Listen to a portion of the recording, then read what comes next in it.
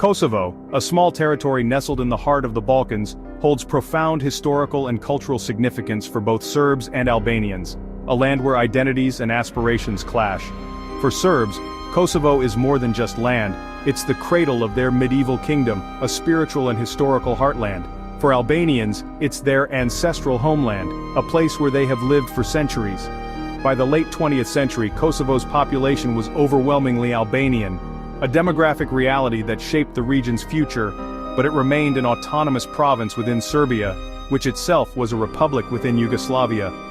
In the late 1980s, Serbian leader Slobodan Milosevic, a figure who would become synonymous with ethnic nationalism, revoked Kosovo's autonomy, dissolving its parliament and firing thousands of Albanians from their jobs in government and industry.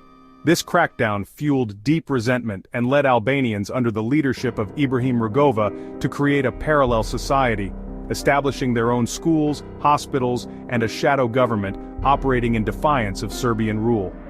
Rugova's non-violent resistance aimed for greater autonomy or outright independence through peaceful means. But as years passed with little progress and the world's attention focused elsewhere, frustration and impatience grew, particularly among the younger generation. The failure of the Dayton Accords in 1995 to address the situation in Kosovo further convinced many young Albanians that peaceful protest and negotiation were ultimately futile in achieving their goals. Out of this growing disillusionment and sense of hopelessness, the militant Kosovo Liberation Army, often referred to as the KLA, emerged as a force advocating for armed resistance. The KLA began as a small group launching attacks on Serbian police and officials.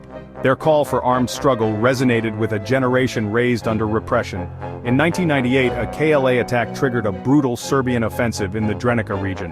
The massacre at Prikaz, where over 50 members of Adam Jashari's family were killed, galvanized Albanian support for the KLA. Thousands joined the insurgency, transforming the conflict into a full-scale guerrilla war. The KLA seized territory and openly challenged Serbian authority. Serbia responded with overwhelming force, targeting villages and civilians in a campaign of collective punishment. Homes were burned, and entire communities uprooted. The violence only deepened the crisis, setting the stage for a humanitarian disaster. The situation in Kosovo was rapidly deteriorating. The Serbian offensive, with its brutal efficiency, unleashed a campaign of ethnic cleansing. This systematic campaign spread terror and devastation across Kosovo. Villages were systematically emptied, their inhabitants forced to flee.